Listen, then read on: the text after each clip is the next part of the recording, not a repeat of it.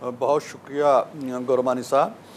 देखिए, जब एक मुकदमा ज़ेर समाअत होता है और जजेस बैठे होते हैं और उस मुकदमे को सुन रहे होते हैं, वकला दलाइल दे रहे होते हैं, तो उमूमी रवायत यही है और कहा जाता है जी कि मामला अदालत में है, इसलिए हम इस पर कुछ नहीं कहते। और हमने कुछ नहीं कहा, अदालत पे मुकदमात चलते रहे और हमने अदालत के अंदर, बल्कि हमें तो फरीक ही नहीं बनाया गया, ना ही हमारे उन लोगों को जो आ गए थे स्पेशल सीट्स पे, ना उनको कोई नोटिस जारी हुआ।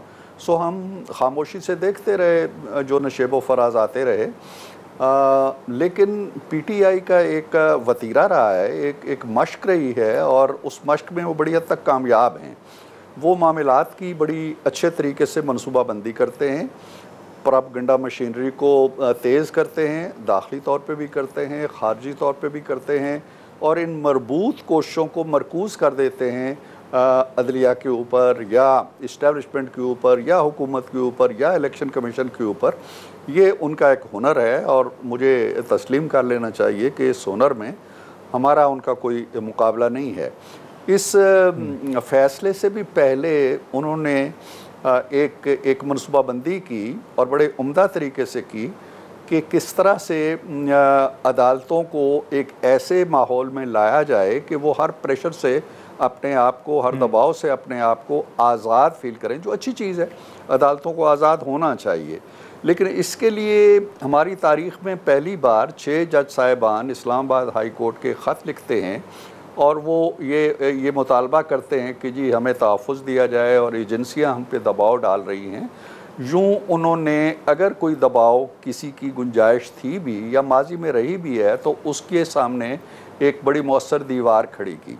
फिर जो मुकदमा 3 जजों से या 5 जजों से चला, फिर एक प्रोपेगेंडा मशीनरी आई जी के फुल कोर्ट बैठे, वो 13 जजों तक चला गया।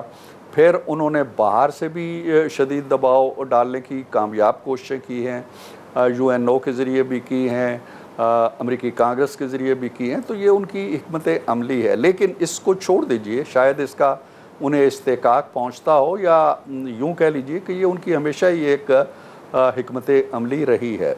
मामला ये है कि ये फ़ैसला अब आइन और कानून की रोशनी में कितना मोतबर ठहरता है, अब उस पर बात हो सकती है। उसके पस मंज़र पे बात हो सकती है, उसके पेश मंज़र पे बात हो सकती है, उसके लीगल पहलुओं पे बात हो सकती है, उसकी पॉलिटिकल इम्प्लिकेशंस पे बात हो सकती है, और वो हो रही है। हमारा जो नुक्ता नज़र है वो ये है कि आइन और कानून की किताब जो कुछ कहती है उसको एक तरफ रख दिया गया है, और पॉलिटिकल कंसिडरेशंस जो हैं या अवामी जज्बा और एहसास सो कॉल्ड जो है उसको पेश नज़र करके, जिस तरह बढ़ के दरख्त के नीचे बैठी पुरानी पंचायत फ़ैसला किया करती थी, ये एक तरह का पंचायती फ़ैसला है। इसके अंदर आइन और कानून का अक्स आपको नज़र नहीं। आप देखिए, मोटी सी एक बात, अगर मुझे इजाज़त दें 10, 15, 20 सेकेंड की मोटी सी बात मैं करता हूँ गुरमानी साहब, कि एक ऐसी जमात जिसने अपने इंट्रा पार्टी इलेक्शन नहीं कराए पॉलिटिकल एक्ट के तहत और कानून के तहत और आइन के तहत, ना उसने इलेक्शन कराया, हमें नहीं पता उसके सरबराह कौन है आइनी और कानूनी तौर पे, ना उसने उसको टिकट जारी हुए, ना उसने किसी टिकट पे इलेक्शन लड़ा, इंडिपेंडेंट के तौर पर रहते हुए वो इलेक्शन में आए। ये कि उनके पीछे कौन था, उनकी असल क्या थी, वो किस दरख्त की कौन सी शाख के पत्ते थे, ये एक अलग कहानी है। कानून की नज़र में वो आज़ाद हैं।